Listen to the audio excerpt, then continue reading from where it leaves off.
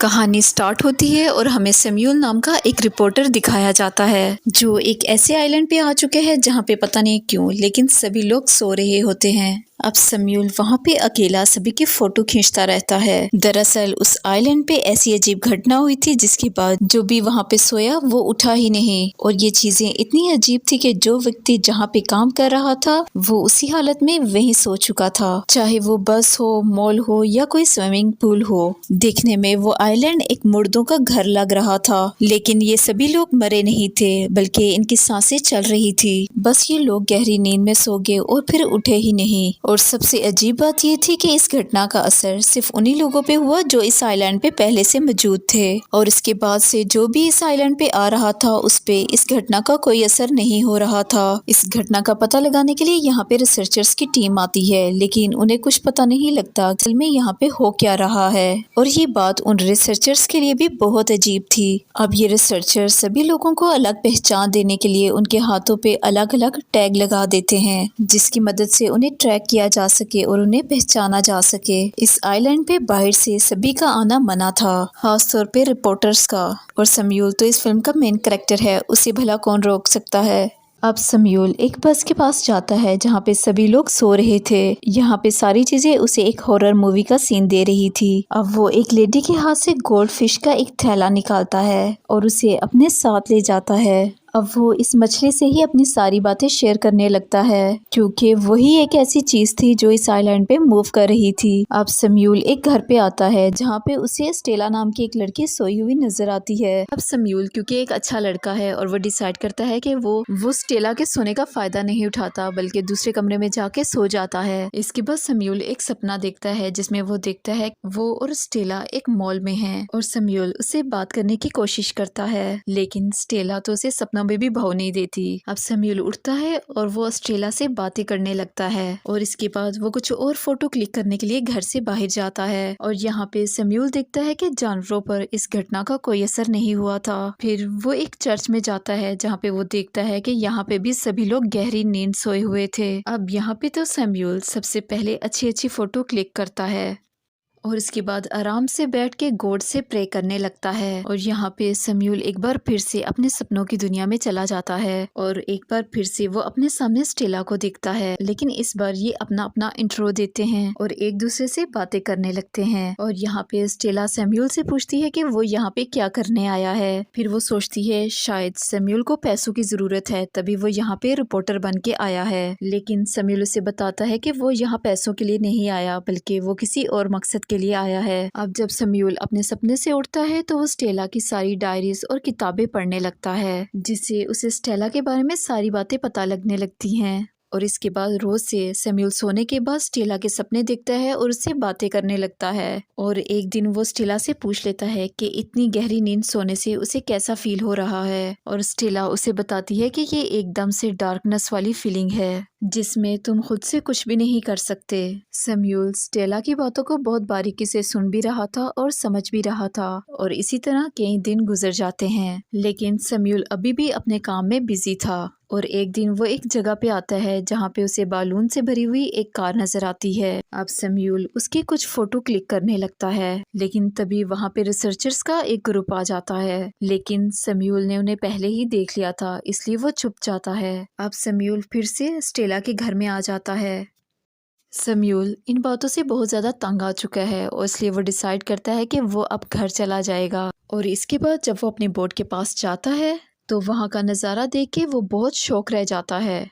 वो वहाँ पे देखता है कि समंदर का सारा पानी सूख चुका है और वापस जाने का कोई रास्ता नहीं, और इसलिए वो फिर से वापस आ जाता है। और यहाँ पे वो देखता है कि नल का पानी खुद ब खुद चालू हो गया था और अब यहाँ पे सारी चीजें बहुत ही अजीब तरीके से हो रही थी। इसके बाद सैम्यूल फिर से स्टेला का सपना देखता है जिसमें स्टेला उसे यहाँ पे आने का असली कारण पूछती है, जिसपे सैम्यूल उसे बताता है कि वो यहाँ पे सिर्फ स्टेला के लिए ही आया था। उसने स्टेला को सबसे पहले बीच पे देखा था और वहाँ पे उसने स्टेला से बात करने की और नंबर लेने की कोशिश की थी, लेकिन तब तक स्टेला वहाँ से जा चुकी थी। तब से स्टेला के बारे में पता लगाना उसकी जिंदगी का सबसे बड़ा मकसद था। अब सम्यूल एक मॉल में जाता है जहाँ पे वो अपनी ज़रूरत की चीज़ें खरीदने लगता है, लेकिन तभी वहाँ पे रिसर्चर्स आ जाते हैं और सम्यूल यहाँ पे सोने की एक्टिंग करने लगता है। और यहाँ पे रिसर्चर सम्यूल को सोता हुआ देख के उसके हाथ पे भी टैग लगा देते हैं और इसके बाद यहाँ से चले जाते हैं। इस मॉल में सम्यूल बिल्कुल अकेला था और यहाँ पे वो खूब मस्ती करता है, यहाँ तक कि वो सोते हुए कैशियर को पैसे भी पे करता है।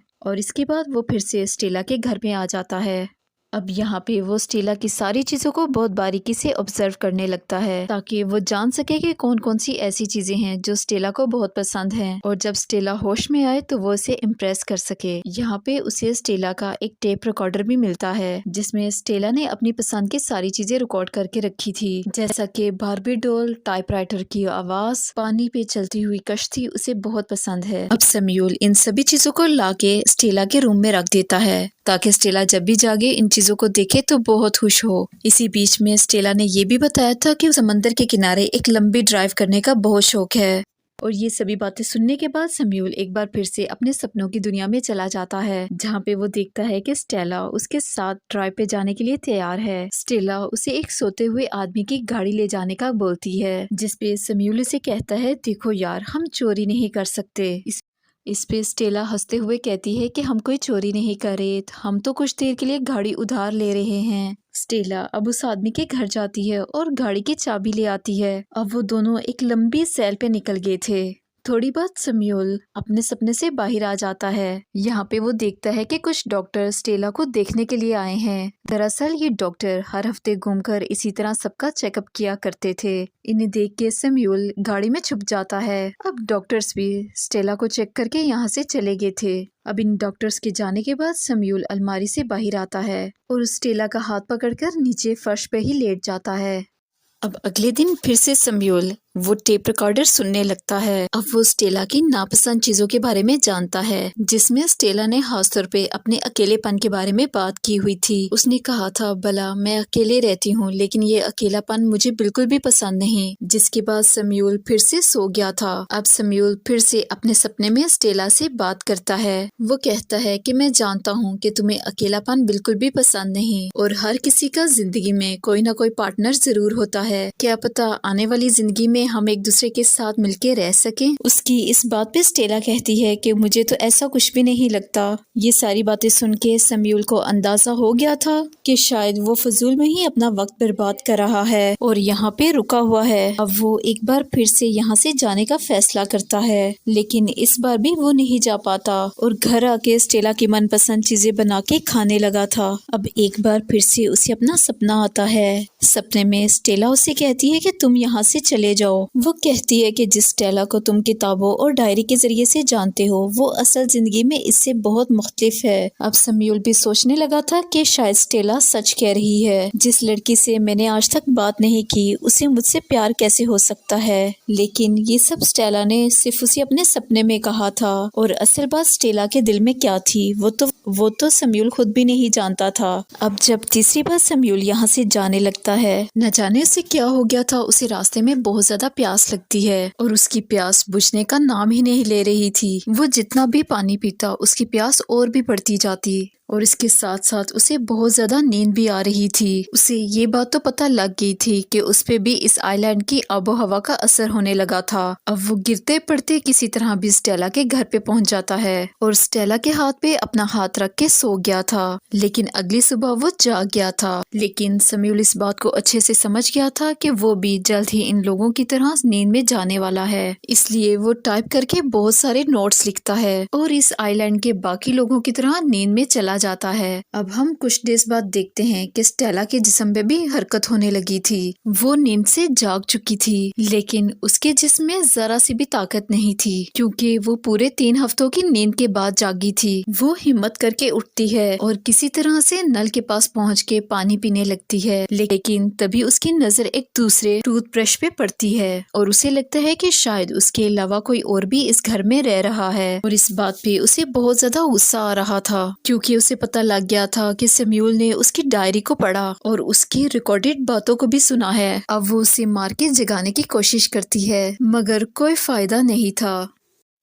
सम्यूल तो उसकी तरह एक लंबी नींद में जा चुका था। अब इसी बीच में उसे सम्यूल के लिखे हुए नोट्स मिलते हैं जिसमें उसने सॉरी लिखा हुआ था ताकि स्टेला जब ये सब कुछ पढ़े तो उसे माफ कर सके, क्योंकि उसने इसकी डायरी और रिकॉर्डेड बातों को सुना जिसमें उसने ये भी लिखा था कि स्टेला, तुम्हारा अकेलापन तभी दूर हो सकता है जब तुम लोगों को खुद तक पहुंचने दोगी। अब सारी बातें पढ़ने के बाद स्टेला ये जान चुकी थी कि सम्यूल अजनबी होने के बावजूद उसकी सारी बातों को बहुत अच्छे से समझ पाया था। वो सम्यूल का बिल्कुल उसी तरह ख्याल रखती है जिस तरह से सम्यूल ने उसका रखा था, और जिस तरह से स्टेला सम्यूल के सपनों में आके उससे बातें किया करती थी, अब इसी तरह सम्यूल भी स्टेला के सपनों में आके उससे बातें किया करता था। वो इसकी पसंद और नापसंद के बारे में जानती है और इस तरह से कुछ दिन गुजर गए थे। एक दिन स्टेला जब सुबह को उठती है तो वहाँ पे सम्यूल नहीं था जहाँ पे वो सोया हुआ था। स्टेला अब उसे सारे घर में ढूंढती है, तभी वो उसे किचन में खड़ा नजर आता है। और जब स्टेला सम्यूल के पास जाती है तो उसे लगता है कि वो सम्यूल को आज से नहीं बल्कि परसों से जानती है। अब वो एक दूसरे से बहुत अच्छे से बातें कर रहे थे। ऐसा लग रहा था कि वो एक दूसरे के बारे में बहुत कुछ जानते हों। अब हम उसी औरत को देखते हैं जिसके पास से सम्यूल ने मछली ली थी। अब वो औरत भी नींद से जाग चुकी थी और अब उसके पास एक नहीं बल्कि 2 मछलियाँ थी। जो काम जाहिर है सम्यूल का ही था। उसने अपने हाथ में 2 मछलियाँ पकड़ी हुई थी और यहीं पे इस मूवी की हैप्पी एंडिंग हो जाती है। इस आइलैंड में चाहे जो भी था लेकिन इन दोनों के लिए ये एक बहुत खूबसूरत इंसिडेंट था और यहीं पे इस मूवी की हैप्पी एंडिंग हो जाती है। इस आइलैंड में चाहे जो भी था लेकिन इन दोनों के लिए ये एक बहुत खूबसूरत इंसिडेंट था।